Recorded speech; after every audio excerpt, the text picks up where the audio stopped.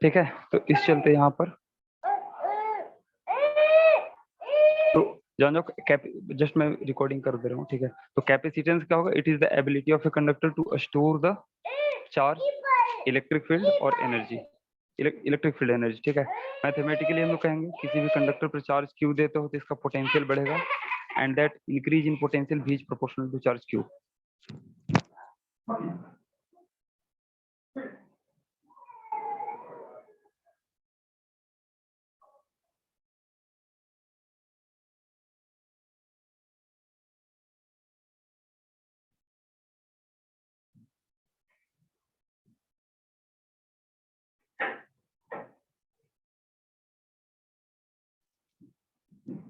क्या कहें, एक बच्चा से मैं परेशान हूँ। ओके, एनीवे, तो v is proportional to q and therefore v is equal to q by c where c is the capacitance। ठीक है, स्केलर क्वांटिटी होता है, यूनिट है फेराड, कॉमर्शियल यूनिट इसका माइक्रो फेराड होता है ना। तो हाँ, मैं बता रहा था कि फैन में वो जो व्हाइट कलर का आपका सिलिंड्रिकल जो ऑब्जेक्ट रहता है that is nothing but capacitor. Okay, market में इसको कंडेंसर नाम से भी जानते हैं। और ध्यान देना, मैक्सिमम जो हम लोग यूज करते हैं 4-5 microfarad is the maximum that we use generally in our fan. ठीक है, बहुत बड़ा वो जो टेंट में देखोगे, समयाना में जो लगता है ना कैपेसिटर, सॉरी कैपेसिटर कर रहा हूँ, समयाना में जो फैन लगता है जो एकदम हन हन मारता है, उस फैन की भी कैपेसिटेंस जो जरूरत पड़ता है कैपेसिटर वो 5 to 6 जाता है, नो मोर देन दैट। ठीक है, तो of course farad is very large quantity, rather this microfarad is the commercial unit. अभी आप देखोगे, अगर हम लोग अर्थ को कंडक्टर मान करके उसकी कैपेसिटी निकाले ना तो वो मिली फेराड में आता है। अब आप समझ सकते हो कि भाई फेराड कितना बड़ा क्वांटिटी होता होगा। तो चलो ना क्वेश्चन ले ही लेते हैं एक।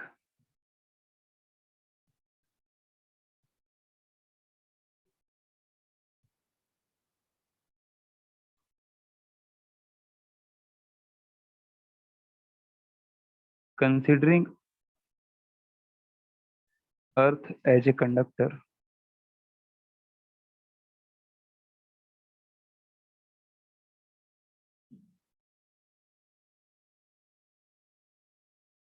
Find its capacitance.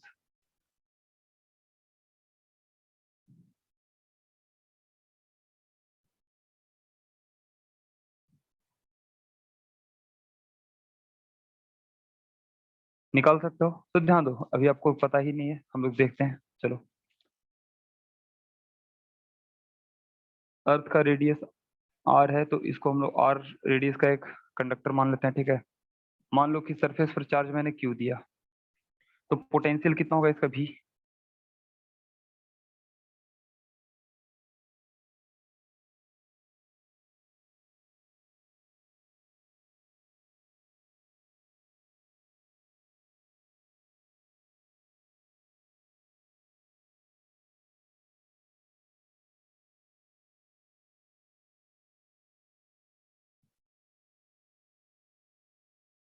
तो v इक्वल टू क्या बोलते हैं, तो ध्यान देना, कंडक्टर के सरफेस की पोटेंशियल कितना होता है, के क्यू बाई आर, आप पढ़े थे।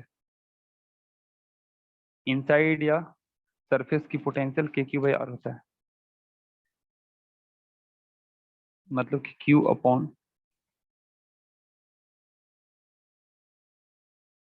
ओके, तो हमें सी चाहिए, सी इक्वल टू क्यू बाई भी लिखेंगे, जैसा ऊपर में डिफिनीशन है देखो, सी इक्वल टू, इधर भी को नीचे लेते आओ, तो सी इक्वल टू क्यू बाई भी हो जाएगा, है ना। तो कितना आ गया, और ये ध्यान देना, दो नंबर का क्वेश्चन सीबीएसई में पूछा जाता है कि find the capacitance of earth, ये 2 नंबर का क्वेश्चन बनता है, बहुत बार आ चुका है। तो ये कितना आ गया बताओ, 4 pi epsilon naught R. 4 pi epsilon naught का वैल्यू कितना होता है, तो 1/4 पाई एप्सिलॉन नॉट का वैल्यू होता है 9 × 10⁻⁹, तो ये हो जाएगा 1/9 × 10⁻⁹ हो जाएगा। अब आर का वैल्यू कितना होता है बोलो? तो 6400 किलोमीटर बोलते हो, 6400 किलोमीटर, मीटर में कितना हो जाएगा, 10⁻³ मल्टीप्लाई कर देंगे, देखो कितना फेराड आता है। चलो कैलकुलेट करो सारे लोग, गिव मी द आंसर। ये 7.1 इंटू 10⁻⁻, 10⁻⁻⁶। नहीं, -6 कैसे जाएगा, 9 ऊपर जाएगा तो माइनस में होगा, तो 3 माइनस जाएगा तो 10 पावर माइनस 6 ही ना होगा, और उसके बाद वो 606 -4। हाँ, तो ये हो जाएगा 711 माइक्रोफैराड।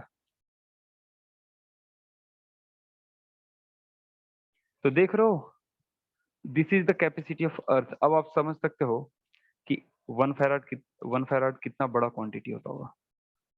ठीक है, लेकिन एक चीज यहां से समझ में आया कि ये कैपेसिटेंस न तो चार्ज पर डिपेंड करता है, न तो पोटेंशियल पर डिपेंड करता है। देख रहे हो, न तो इसमें v का कोई टर्म है और न तो q का कोई टर्म है। It will only depend upon the dimension of the conductor. तो इस चलते हम यहाँ पे बोलेंगे factors on which capacitance depend.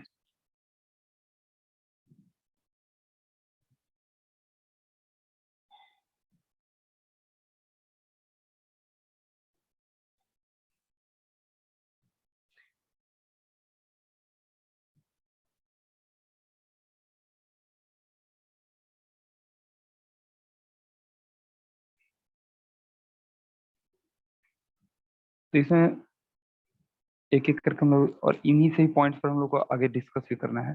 तो फर्स्ट पॉइंट हो गया क्या, on the physical dimension of conductor.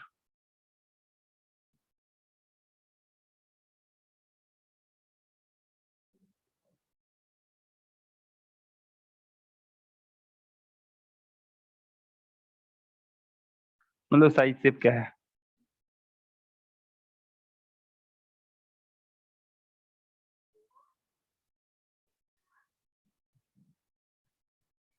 Second, presence of another conductor side by side।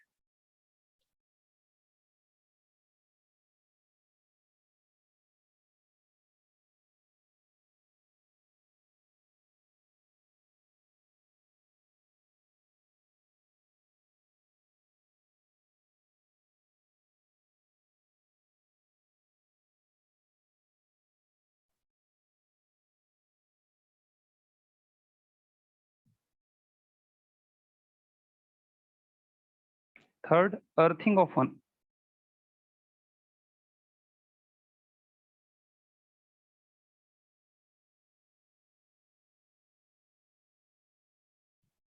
Earthing of one of the conductor.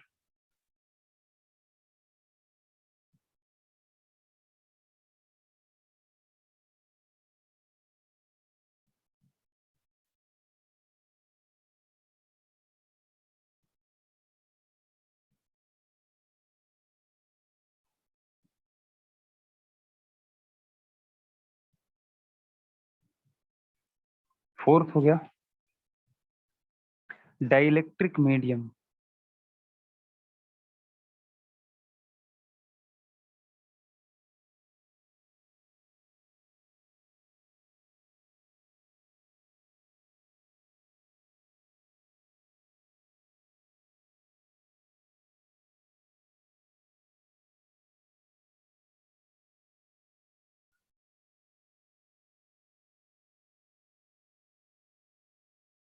Present between the conductor.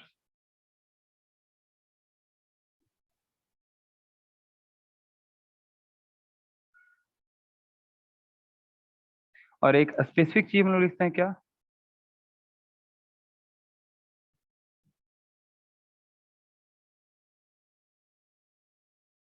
It doesn't depends upon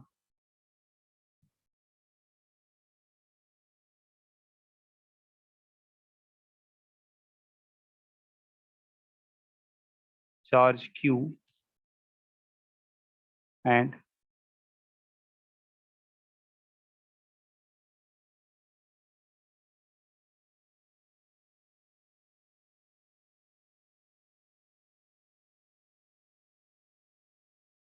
ठीक है।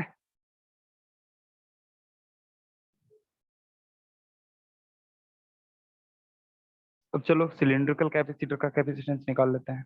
हाँ, method of calculating capacitance थोड़ा सा बात कर लेते हैं।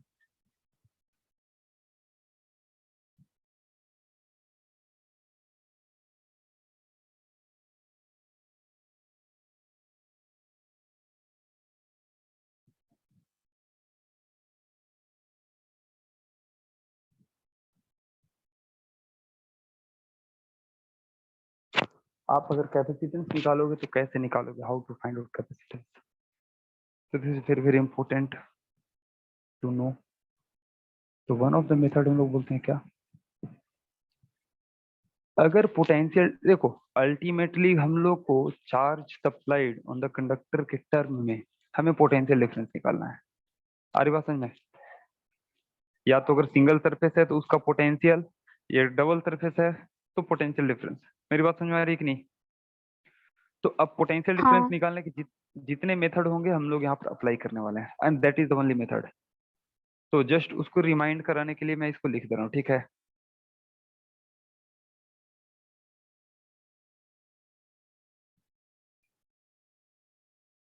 Since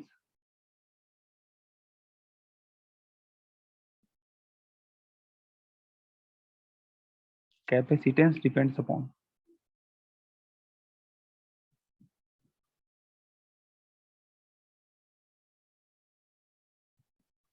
ratio of Q and G, so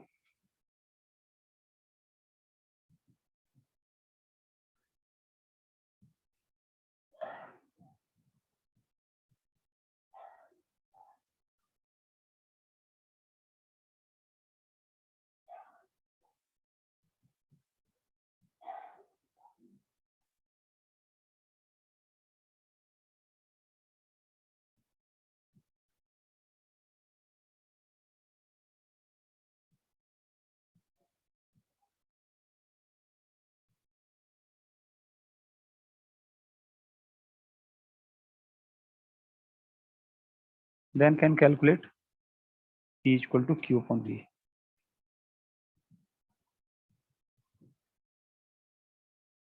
If V is not directly calculated,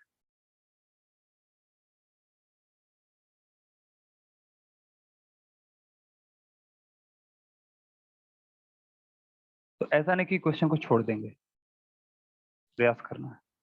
then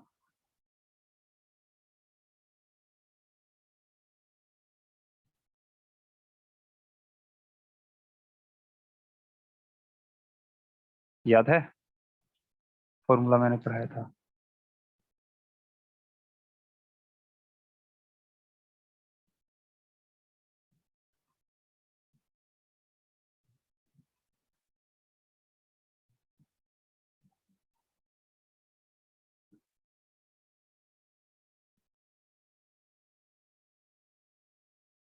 क्योंकि ऑलमोस्ट ऑल केस में हमें ई का वैल्यू याद रहता है।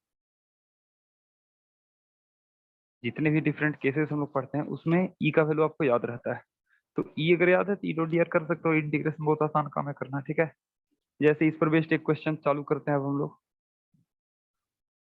आई will try to finish most portion of capacitance today only, क्योंकि बड़ा चैप्टर नहीं है, लेकिन देखो मोस्ट पोर्शन, ऐसा नहीं सोचना कि आज कंप्लीट ही हो जाएगा। डाइलेक्ट्रिक इसमें बहुत बड़ा पार्ट है, एनर्जी भी है, बहुत सारा चीज है। मैं बोल दिया था कि आप लोग इनकरेज रहो, थोड़ा सा एक्साइटेड रहो। कोई सो तो नहीं रहा है ना? क्योंकि मैं वीडियो ऑन करके देख नहीं रहा हूँ किसी को। कोई कुछ लोग कुछ बोल नहीं रहे, तो हमको यही डाउट हो रहा है। श्रुति हाँ भैया। मैं तुम्हारा नाम इसलिए लेता हूँ कि तुम कम से कम बोलती हो, बाकी खुशी और श्रेया ये लोग का तो कुछ कहना ही नहीं है, बोलेगी ही नहीं। ठीक है चलो, तो क्वेश्चन है,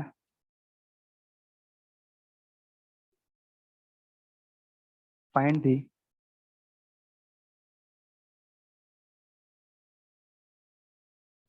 capacitance of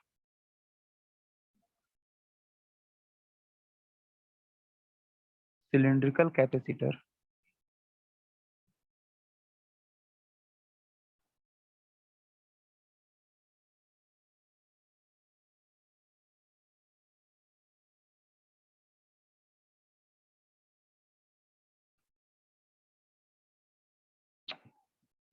coaxial cylindrical pair of conductor।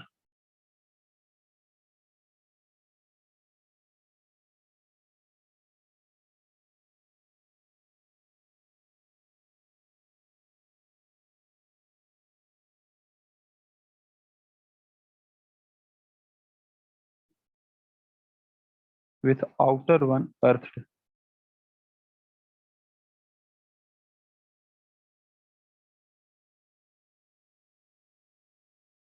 देखो भाई ये डायग्राम ही बनाने में थोड़ा टाइम लग जाता है, but still I will try to not waste your valuable time.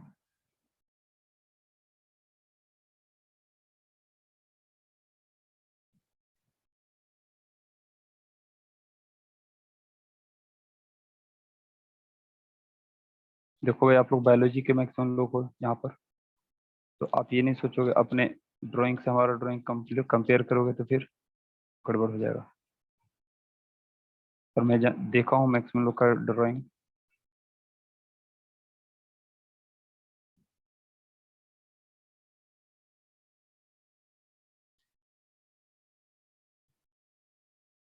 Meeting जैसे ही खत्म होगा फिर से तुरंत ज्वाइन करोगे, ठीक है?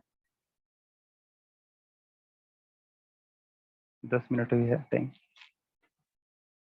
तो चलो पेयर ऑफ कोएक्सियल कंडक्टर दे दिया है, हालांकि फिगर में ऐसा बनाया हूँ, लेकिन ध्यान देना यहाँ पर हम लोग बोलते हैं एक स्पेसिफिकेशन देते हैं कि अगर मान लो ये रेडियस स्मॉल आर है,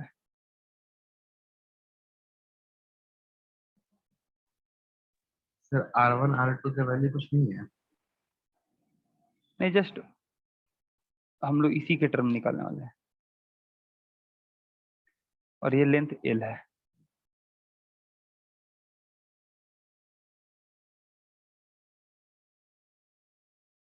तो हम लोग यहाँ पर एक स्पेसिफिकेशन देते हैं जो कि ऑफ कोर्स यहाँ पर आपको समझ में नहीं आएगा, लेकिन थोड़ा सा अभी आगे बढ़ेंगे तो आपको समझाऊंगा कि क्यों।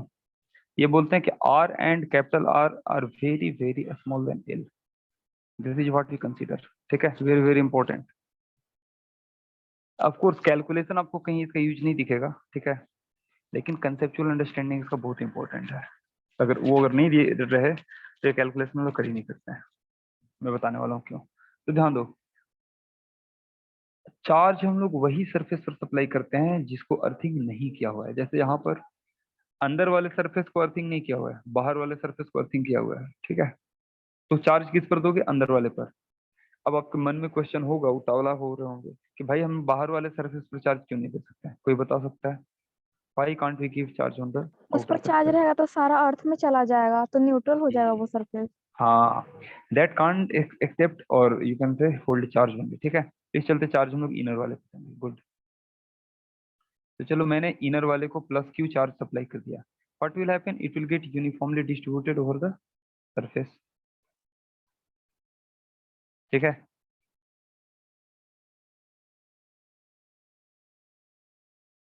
अब ध्यान देना, अगर ये चीज दिया हुआ है तो क्या होगा? This cylinder can be treated as inner cylinder can be treated as, है तो यहाँ पर surface charge distribution, but this can be treated as line wire. एक अगर मान लो, जैसे समझो, ध्यान दो, ये मान लो पेन है, पेन का भी सरफेस देखो ये सिलेंडर की तरह, आप थोड़ा सा ध्यान से देखो, ये तो सिलेंडर की तरह ही दिख रहा है, आप लोग का भी पेन अपना होगा सिलेंडर की तरह दिख रहा होगा, है ना? लेकिन ऑफ कोर्स अगर ये लंबा रॉड की तरह रहे, बहुत लंबा रहे, है ना, तो दिस कैन, इसके सरफेस पर चार्ज सिग्मा रहेगा, इसके सरफेस पर चार्ज देंगे तो सरफेस चार्ज डेंसिटी ही रहेगा, but we can treat it like a line wire, लंबा है लाइन की एक रॉड की तरह है, तो we can treat it like a line charge. मेरी बात समझ आ रही है? एक बार फिर से बताइए। जैसे समझो, अगर मैं एक सिलेंडर ये रखूं, दूसरा सिलेंडर इसी के ऊपर रखूं, ठीक है, जो कि कोएक्सियल हो, तो अगर इसकी because it is a cylinder, आप ध्यान दो, इसका थिकनेस है, लंबाई है, ठीक है, सरफेस एरिया है, मतलब सिलेंडर है। लाइन मतलब क्या? विथ नो पॉइंट, मतलब नो डायमेंशन, ठीक है, ना तो उसका लेंथ है, विड्थ है, ना तो ब्रेड्थ है, कुछ भी नहीं है, लेंथ हाइट कुछ भी नहीं है। लेकिन लाइन मतलब उसका वन डायमेंशनल होता है, ठीक है, उसका लेंथ होता है, विड्थ एंड हाइट कुछ, बाकी कुछ भी नहीं है। अरे बात समझ में? लेकिन सरफेस का होता है कि आपका 2 डायमेंशन होता है एंड वॉल्यूम का 3 डायमेंशन होता है। तो सिमिलरली ये वॉल्यूम है, और अगर ध्यान से देखो तो इसका सरफेस, आउटर सरफेस तो दिख रहा है ना, तो इस पर चार्ज देंगे तो charge will be distributed like a surface charge density over the surface. but because its length is large in comparison to its radius, जो कि यहाँ पर मैंने कंडीशन दिया है, यहाँ पर आप देखो मैं कंडीशन दिया हूँ, ठीक है, its length is large than the radius and therefore this can be treated as line charge distribution. मेरी बात समझ में आ रही है? हाँ। तो इस चलते यहाँ पर हम लोग इसको इनफाइनाइटली लॉन्ग रॉड की तरह ट्रीट करेंगे, मतलब इसके कारण इलेक्ट्रिक फील्ड जो हम लोग यूज करने वाले हैं that is electric field due to infinitely long wire. मेरी बात समझ में आई? वही इसका मीनिंग था। कितने लोग को समझ में आया मेरी बात? समझ गए सर। तो हम किसी भी रेडियल डिस्टेंस x पर, गुड, किसी भी रेडियल डिस्टेंस x पर dx थिकनेस का हम एक सिलेंडर ले लेते हैं और इस सिलेंडर के क्रॉस हम पोटेंशियल डिफरेंस निकाल लेंगे। चलो लग जाओ, बताओ कितना आएगा।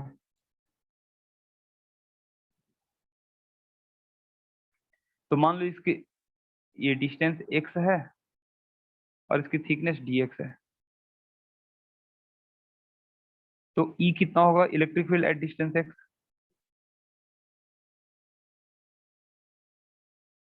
हाँ हम लोग लिख लेंगे क्या, as L is very very small than R, सही में मैं उल्टा लिख दिया, R is very very small than L, so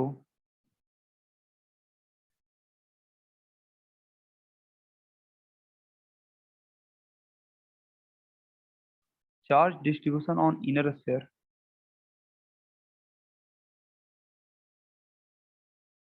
inner cylinder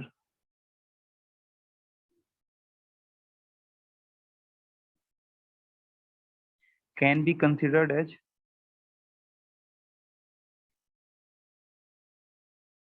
line charge distribution।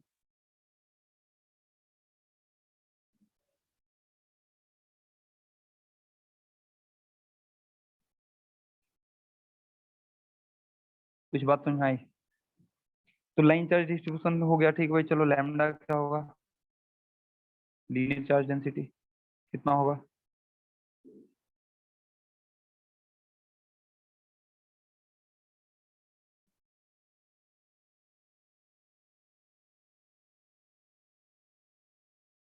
Okay, अब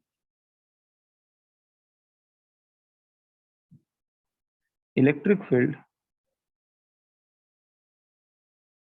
एट रेडियल डिस्टेंस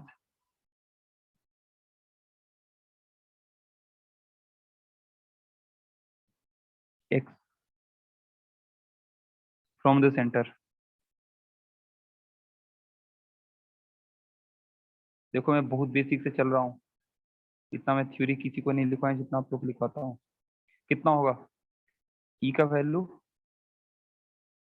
पढ़े थे हम लोग, ओके। तो पोटेंशियल डिफरेंस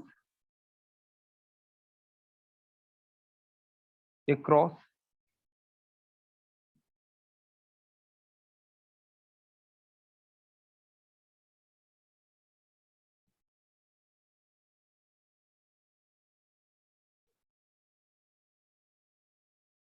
कितना होगा बताओ?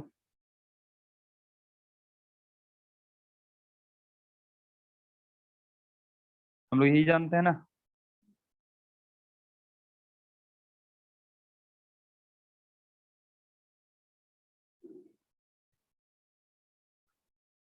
अब नेट पोटेंशियल डिफरेंस क्या होगा?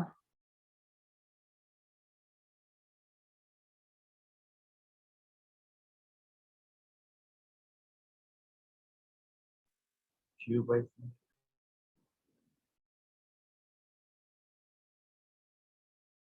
तो ध्यान देना, डेल्टा भी equal to integration of DV करेंगे, कहाँ से कहाँ तक, स्मॉल आर से कैपिटल आर तक।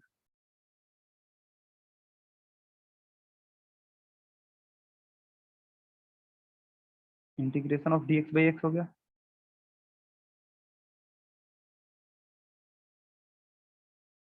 होगा विच इज लॉग में आ जाएगा log of X R2 capital R। अब ध्यान देना ये हो जाएगा फाइनल पोटेंशियल 0 है क्योंकि अर्थिंग क्या हुआ है हमने पढ़ा था